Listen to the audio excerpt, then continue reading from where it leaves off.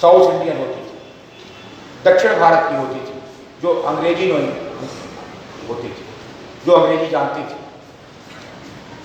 हम नर्सेस की नौकरी में भी हमारे उत्तर भारत के लोग नहीं जा सकते। चिकित्सा के क्षेत्र में तो अंग्रेजी का इतना बड़ा वर्चस्व था कि चिकित्सा हमारी नर्सेस, हमारी जो एएनएम है, इनमें भी उत्तर भारत की महिलाओं की भर्ती नहीं हो पाई। लेकिन उस समय जो ये आंदोलन हुआ, उसका परिणाम ये हुआ कि नर्सेस ट्रेनिंग में, एएनएम की ट्रेनिंग में, कंपाउंडर की ट्रेनिंग में हिंदी का बोलबाला होने लगा। परिणामतः जितने चिकित्सालय हैं तमाम अब उत्तर भारत की नर्सें दिखाई देती हैं। अब तो दक्षिण भारत की ऐसा करना दिखाई देती है। जो आ गए थे पहले उनके पढ़ते हैं वही आपको भी पता होंगे। केवल हिंदी में समझना और अपनी बात को व्यक्त कर पाना, इसका जो है एक तरीका उन्होंने विकसित किया है। वो किताबें हिंदी में जो बनी हैं, तो अब हमारी पढ़ाई हिंदी में होगी।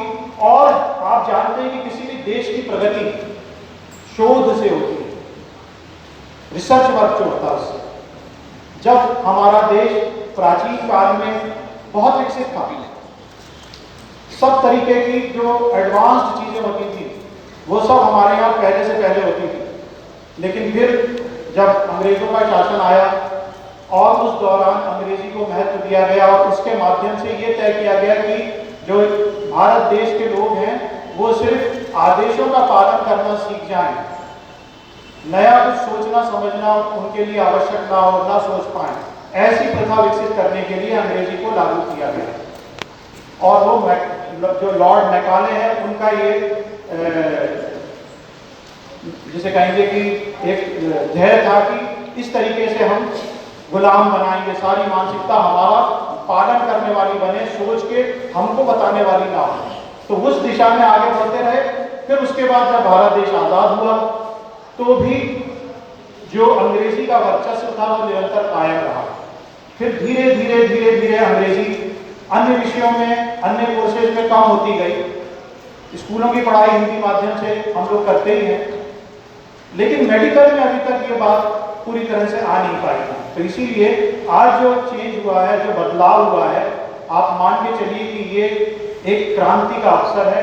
अब यहाँ से जब हमारे बच्चे हिंदी माध्यम में मेडिकल की पढ़ाई कर पाएंगे तो आगे शोध भी वो हिंदी में कर पाएंगे। बहुत सारे बच्चे ऐसे हैं, सब अंग्रेजी माध्यम के, कुल थोड़े बहुत बच्चे जो है मेडिकल की पढ़ाई करते थे। चिकित्सकों की संख्या जो है वो हमेशा कम रही है, अस्पतालों में डॉक्टर्स उपलब्ध नहीं रहे हैं।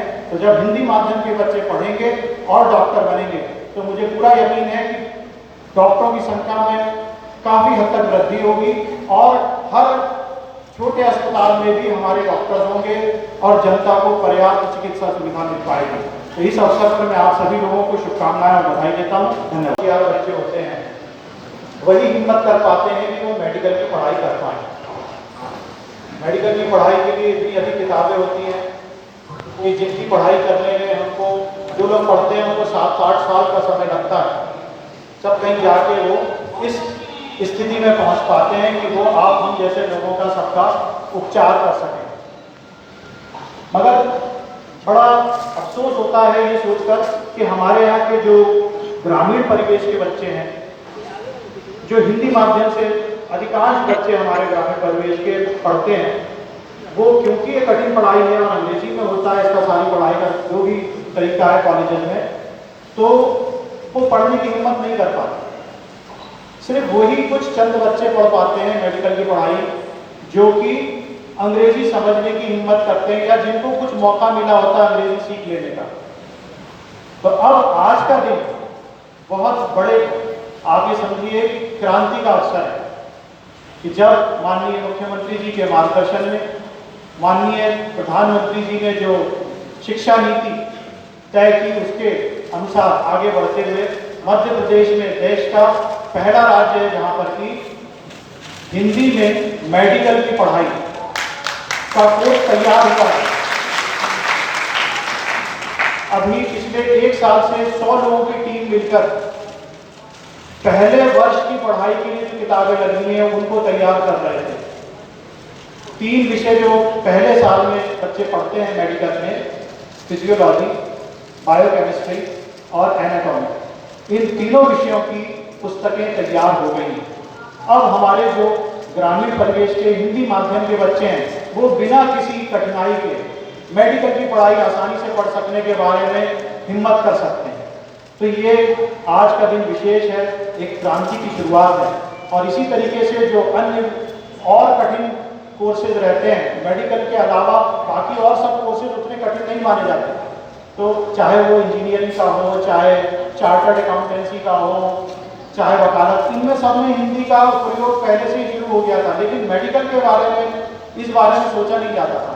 तो ये जो किताबें तैयार हुई हैं, मैं आपको बताना चाहूँगा, आप अपने छोटे भाई बहनों को बताइए, स्वयं भी जानिए कि इसमें जो परिभाषाएं और शब्दावली इस्तेमाल हुई है उसमें अंग्रेजी के शब्दों को ही यथावत रखते हुए और उनके हिंदी साथ में लिखे गए। तो जब आप पढ़ेंगे